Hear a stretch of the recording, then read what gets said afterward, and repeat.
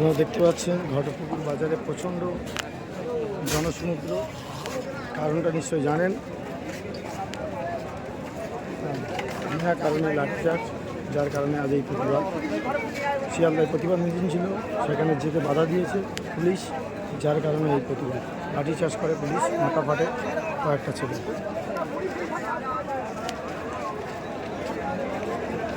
ঘটপুকুর একদম চৌরাস্তার মুখে বিশাল পথ অবরোধ, 10 কিলোমিটার পর্যন্ত আমি হেঁটে এসেছি।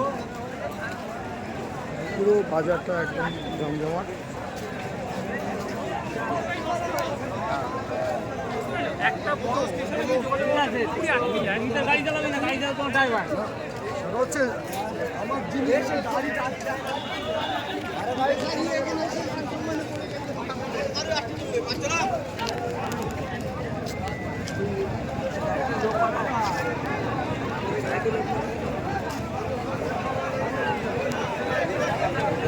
বেকার আছে